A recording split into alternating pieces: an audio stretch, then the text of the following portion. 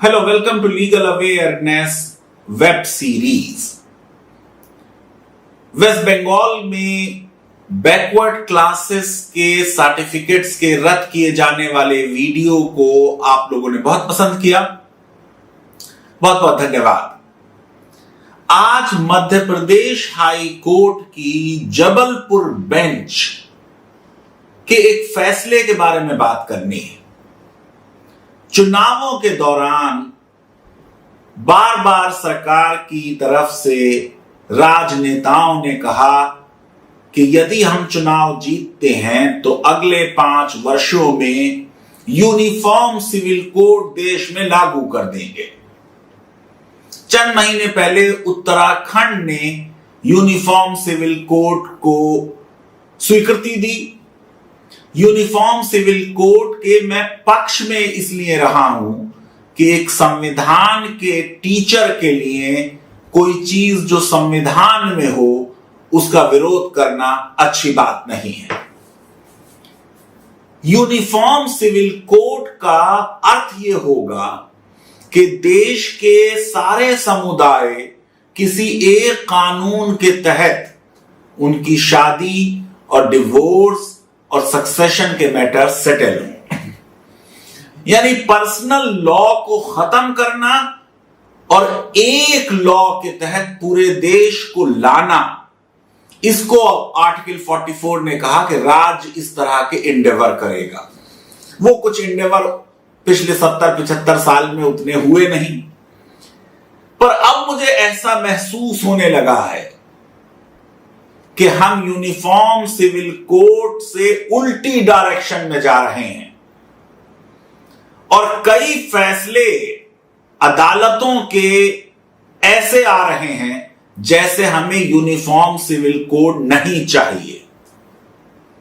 कई राज्य सरकारों ने इस तरह के कानून बनाए जिससे यह लगता है कि हमारी जो पॉलिसी है यूनिफॉर्म सिविल कोड की, हम उस पॉलिसी पर आगे नहीं बढ़ना चाहते। यूनिफॉर्म सिविल कोड देश में इंटर रिलीजियस और इंटर कास्ट मैरिजेस को प्रमोट करने की पॉलिसी है। स्पेशल मैरिज एक्ट के तहत एक uniform civil code already Nehru ji ने ही बना दी थी। उस लॉ का उतना इस्तेमाल नहीं हुआ जितना होना चाहिए था, जिससे ये एक नतीजा निकाला जा सकता है कि शायद अभी देश यूनिफॉर्म सिविल कोड के लिए उतना तैयार नहीं है जितना उसे तैयार होना चाहिए। मैंने बार बार कहा है, मोहब्बत के ऊपर कोई दीवारें काम नहीं करती। मोहब्बत मजहब और कास्ट देखकर नहीं होती। वो समाज जो पूरे विश्व को अपनी फैमिली समझता हो, वसुदेव कुटुंबकम में प्यार और मोहब्बत जिसकी एसेंस हो, उस समाज में कोई 2 धर्मों या 2 जातियों के लोग आपस में शादी करना चाहें और उस शादी को फैसिलिटेट करने के बजाय उसमें रोड़े अटकाए जाएं, यह कानून की पॉलिसी के विरुद्ध है। स्पेशल मैरिज एक्ट और उसके तहत होने वाली शादियों पर इनहेरिटेंस के लिए जब इंडियन सक्सेशन एक्ट लगता है तो वो तो यूनिफॉर्म सिविल कोड है। मध्य प्रदेश का मामला है। अच्छी बात लगी कि पार्टीज में जो पेटिशनर्स हैं नंबर 1 और 2, यानी वो 2 लोग जो शादी करना चाहते हैं, एक दूसरे से प्यार करते हैं, उनके धर्म अलग हैं, उनके नाम नहीं दिए हुए, लेकिन जो रिस्पोंडेंट्स हैं जिनके खिलाफ केस हो रहा है वो मध्य प्रदेश की पुलिस, होम डिपार्टमेंट, कलेक्टर हैं अनूपपुर डिस्ट्रिक्ट के, सुपरिंटेंडेंट ऑफ पुलिस हैं अनूपपुर डिस्ट्रिक्ट के, और पुलिस स्टेशन भलमादा उसके पार्टी बनाया गया है। क्या कह रहे हैं ये दो लोग? हम एक दूसरे से प्यार करते हैं, हम शादी करना चाहते हैं, हम स्पेशल मैरिज एक्ट के तहत शादी करने जाना चाहते थे। हमारे परिवार वाले उस शादी को नहीं चाहते, उसकी वजह से हम नहीं जा पाए। अब हमें संरक्षण दिया जाए, प्रोटेक्शन दिया जाए।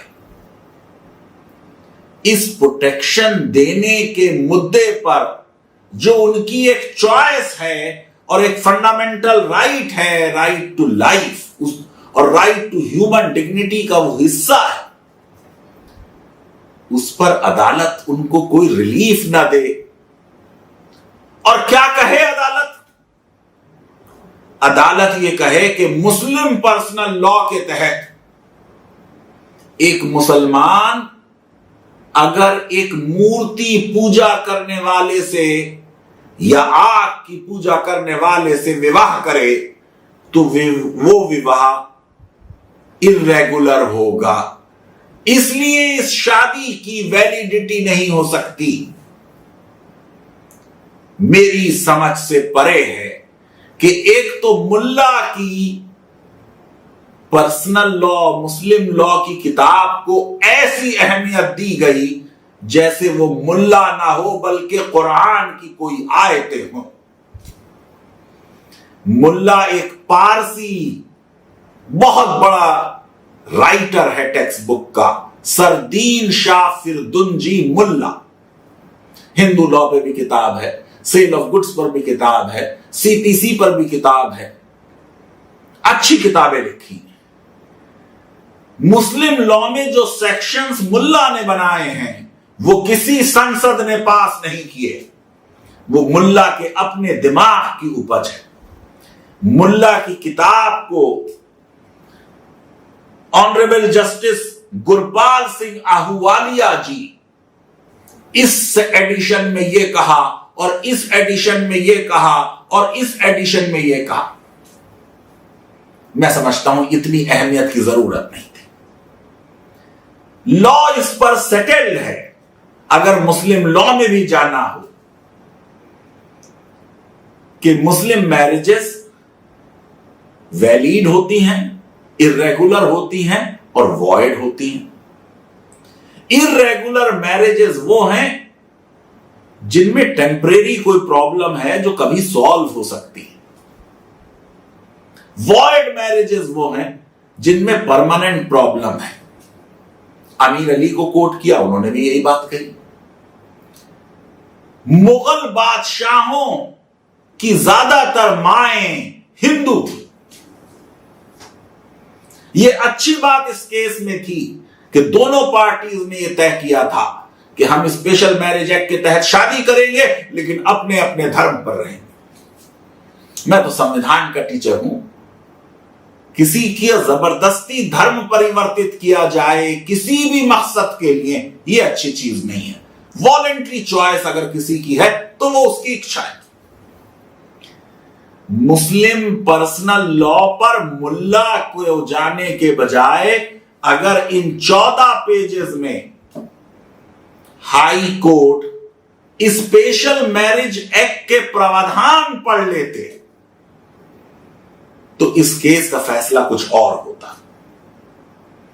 सेक्शन 4 स्पेशल मैरिज एक्ट का कहता है, notwithstanding any other law relating to solemnization of marriage between two persons, शादी सोलोमनाइज की जा सकती है स्पेशल मैरिज एक्ट के तहत अगर दोनों पार्टीज में किसी का कोई पति या पत्नी जिंदा ना हो,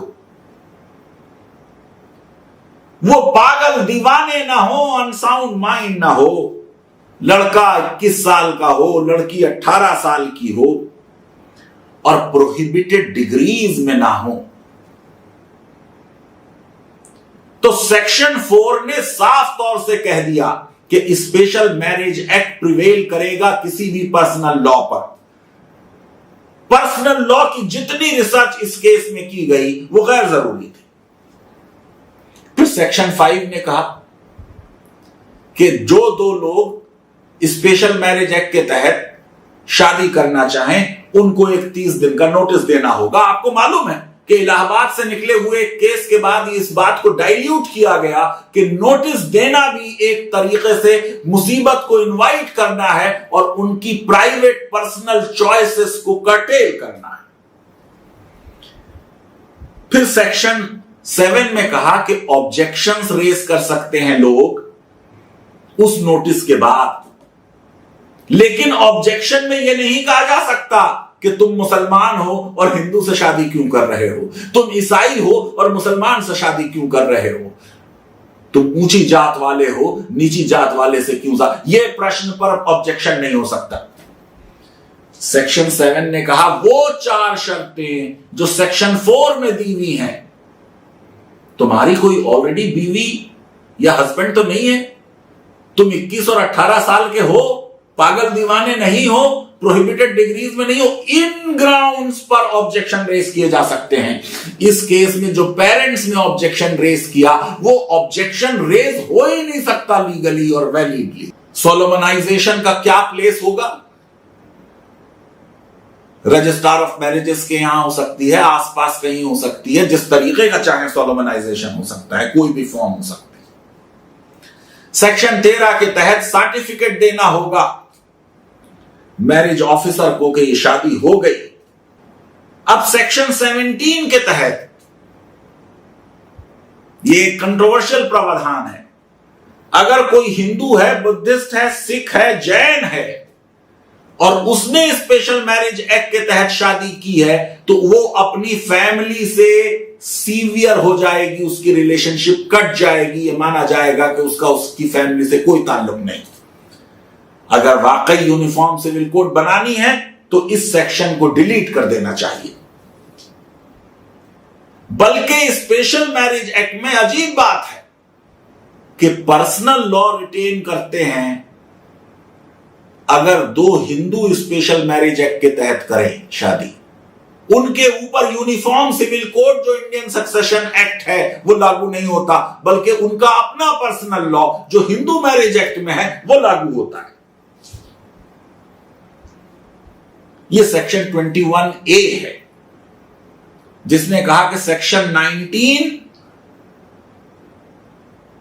के सीवियर हो जाएगी फैमिली से, और सेक्शन 21 जो कहता है कि कोई डिसेबिलिटी नहीं होगी, एक कास्ट डिसेबिलिटीज लॉ था 1850 का, जिसने शादी की इस लॉ के तहत कोई डिसेबिलिटी नहीं होगी और उसके राइट्स इनहेरिटेंस के अब इस लॉ के तहत स्पेशल मैरिज एक्ट के तहत होंगे जो यूनिफॉर्म सिविल कोड है, जिसमें बेटा और बेटी को बराबर का हक मिलेगा। सेक्शन 21 है सक्सेशन के बारे में। सेक्शन 21A वो कंट्रोवर्शियल प्रावधान है जो कह रहा है कि सेक्शन 19 और 21 अप्लाई नहीं करेंगे हिंदूज पर और सिख्स पर और जैन्स पर और बुद्धिस्ट पर। वॉइड मैरिजेस भी देखनी है किसी को जो स्पेशल मैरिज एक्ट से डील कर रहा है, उसे सेक्शन 24 देखना पड़ेगा। वो मैरिजेस वॉइड हैं जिन्होंने सेक्शन 4 की कंडीशंस पूरी नहीं की। अगर कोई 18 साल से कम की लड़की है, 21 साल से कम का लड़का है, अगर उसकी फ्री कंसेंट नहीं ली गई है, अगर उसकी ऑलरेडी कोई शादी हो चुकी है तो मैरिज वॉइड होगी। और वॉइडेबल मैरिजेस भी दी हुई हैं, ये सेक्शन 25 में है। शादी कंजुमेट नहीं हुई, विलफुल रिफ्यूजल है, अज़वाजी जिंदगी की शुरुआत होने में, तो यह शादी वॉइडेबल मानी जाएगी। वाइफ प्रेग्नेंट है किसी और की वजह से, कंसेंट जबरदस्ती ले ली गई किसी पार्टी की, तो वॉइडेबल होगी। फिर सेक्शन 26 ने तय किया कि लिजिटिमेसी ऑफ चिल्ड्रन रहेगी चाहे मैरिज वॉइड भी हो जाए स्पेशल मैरिज एक्ट के तहत। जस्टिस आहूवालिया ने डिस्कस किया इस्लामिक लॉ, मुस्लिम लॉ जो रेलिवेंट नहीं था कि इर्रेगुलर मैरिजेस में भी मैरिज कंजुमेट हो गई तो हस्बैंड को मेहर या डावर देना पड़ेगा और बच्चे इर्रेगुलर मैरिजेस के भी लिजिटिमेट माने जाएंगे। सिर्फ इनहेरिटेंस में एक दूसरे के बारे में राइट्स नहीं होंगे। मैं समझता हूं कि स्पेशल मैरिज एक्ट की एप्लीकेशन को फैसिलिटेट किया जाना चाहिए अगर हमारा लक्ष्य यूनिफॉर्म सिविल कोड की तरफ बढ़ना है। हादिया के मामले में सुप्रीम कोर्ट कह चुकी है कि जहां दो अडल्ट शादी करना चाहते हैं उन पर उनके पेरेंट्स कोई अंकुश नहीं लगा सकते। हाई कोर्ट जुडिशियल डिसिप्लिन के लिहाज से सुप्रीम कोर्ट के जजमेंट से बाउंड है। मुझे हैरत होती है ऐसे मामलात में जहां हम दो यंग लोगों को जो डिफरेंट रिलीजन्स मानते हैं पर साथ रहना चाहते हैं और अपने अपने धर्म पर चलना चाहते हैं। लीगल अवेयरनेस वेब सीरीज अगर आपको पसंद आती है तो मेरी रिक्वेस्ट है कि हमारे इस वीडियो को वाइडली शेयर करें, हमारे चैनल को सब्सक्राइब करें और बेल आइकन और लाइक जरूर क्लिक करें। बहुत बहुत शुक्रिया, धन्यवाद, थैंक यू वेरी मच।